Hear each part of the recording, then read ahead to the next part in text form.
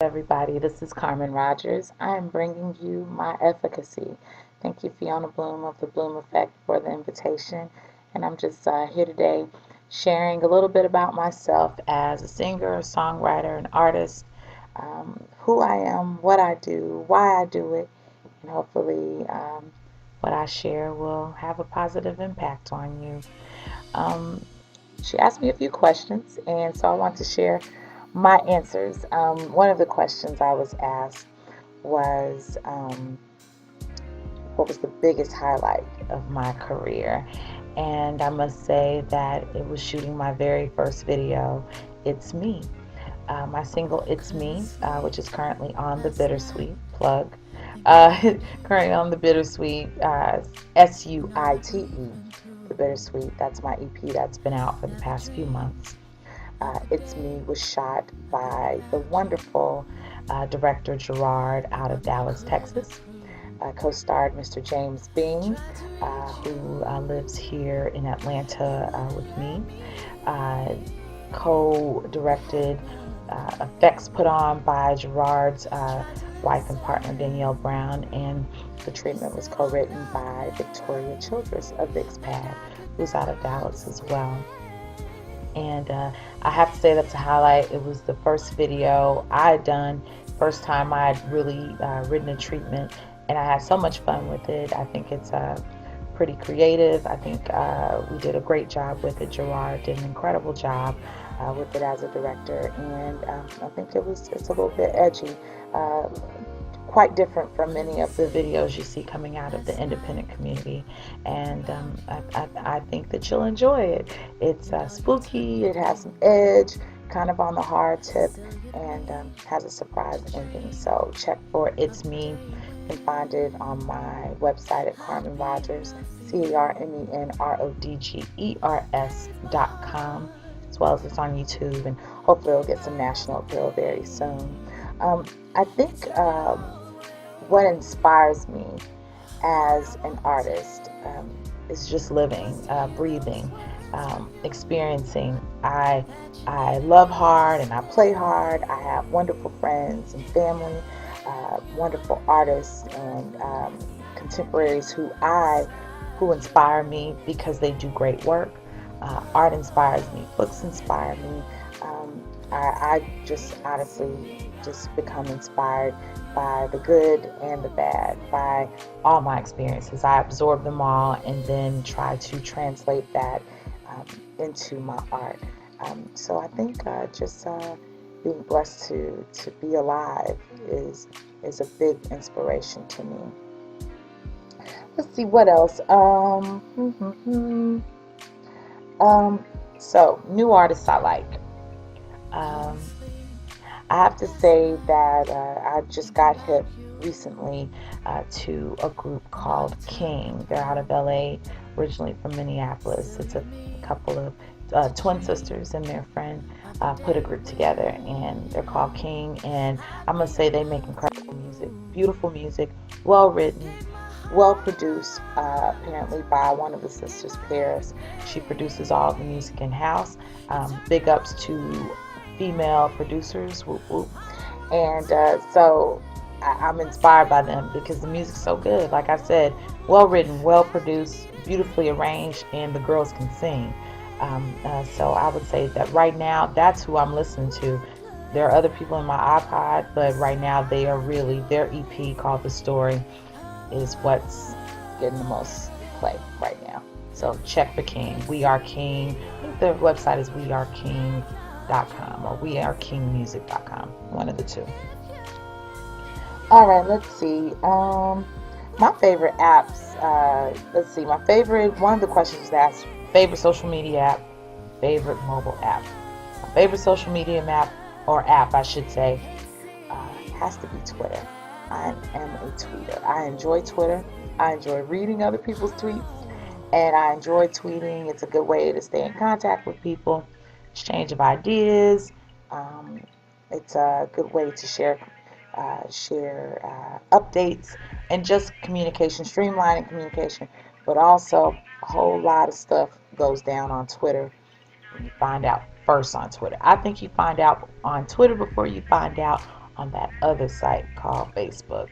So I try not to get involved in the stuff, but it sure is funny to read. So I enjoy Twitter. As far as my favorite mobile app would be IMDb. I'm a huge fan of film and TV, and IMDb is a website I've been using for years to stay abreast of what certain actors and directors are doing. It's a great way, it's a great resource and a tool if you just want to say, okay, that actor in that movie, what other movies have they been in, blah, blah, blah. So I use my IMDb app all the time because I'll see movies. I have mad respect for actors in their craft, what they do, directors in their craft, what they do, writers. So I like to know what they've done before, what they're currently doing, and what's in pre or post production as well. I like to kind of keep up with them. So big ups to IMDb, and that app is the joint. Okay, what else? Time machine. Okay, so if I had a time machine, you can edit this. If I had a time machine, one of the questions I was asked was if I had a time machine, what era would I go back to, as well as, what, okay, crap, edit that out. Okay, edit this, editor. So I was asked the question, if I had a time machine, what era would I go back to, and, who would I want to talk to? And I must say that I would want to go back to pre-Civil War era, when America was participating in the brutal act of slavery. I would want to talk to those slaves who fought for freedom and who were courageous enough to try to escape into freedom, or fight for their freedom. The Nat Turners, the Harriet Tubmans, I find them fascinating and extremely courageous, and would love to know what propelled them to do what they did, especially in that era when you could not only lose a limb for running, you could lose your life for running. So to have that kind of courage amidst such turmoil and brutality, and it was just a scary time. And so I would love to know, like, what was going through their mind, what prompted them to say, you know what, I'd rather die than be in this situation. You hear people say all the time, ooh, if I was a slave, I'd do A, B, C, and D, and we don't really know. So I would love to just sit down and just find out how their brains worked and why they did what they did, because I just find it absolutely amazing. Let's see. So if my life were a memoir, what would it be called? I would say it'd be called Chameleon, the story of Carmen Rodgers. I say that because I've had a very interesting life. Too much to share right now, but a very interesting life. So many different experiences. I've had some interesting jobs. I've seen some interesting things.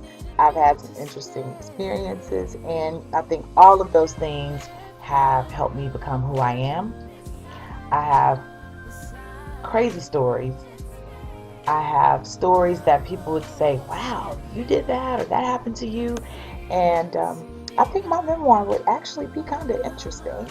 But Chameleon, because I think I'm adaptable, and because of my experiences, and maybe not just as a result of my experiences, or maybe that's why I have my experiences, I think I've been a pretty adaptable person, and I think that's helped me out a lot in my career and to help keep me around, because I try to find ways to adapt and navigate whatever situation I'm put in, or whatever is put in front of me. So, Chameleon, the story of Carmen Rodgers. I don't know who would play Carmen Rodgers, but they'd have to be pretty cool, pretty fly, and pretty tall.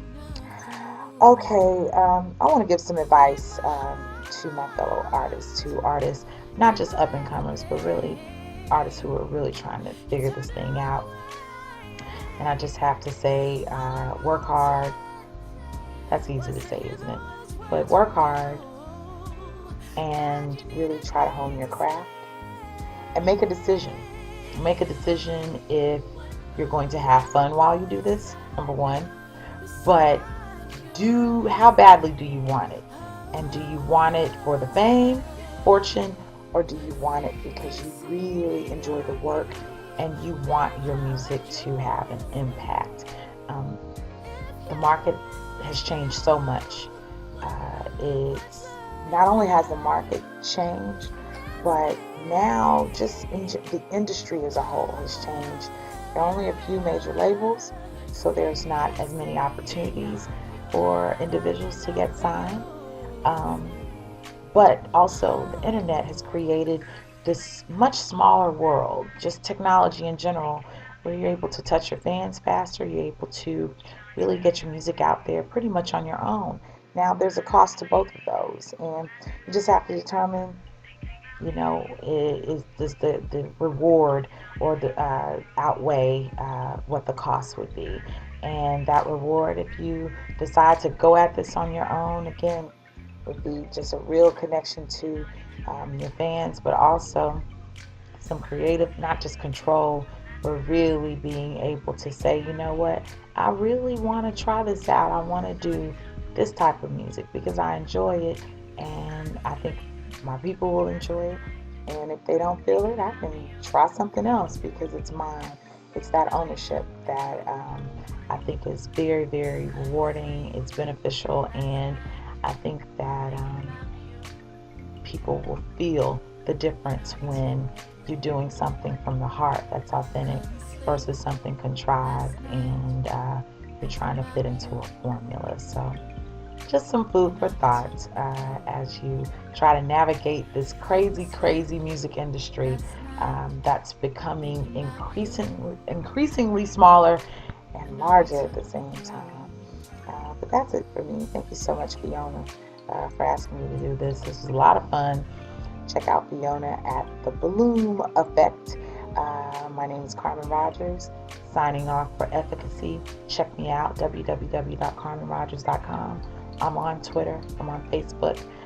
Candy Girl Music. Look me up. CandiGirl Music. And Reverb Nation. My video, It's Me, from my EP, The Bittersweet, available to see on my site as well as on YouTube. Let's see, how many other plugs can I give you? My EP is on iTunes, The Bittersweet, and Intermission will be out very, very soon. And there's a new single out called Heartless right now. So check me out. Big love to you, and peace.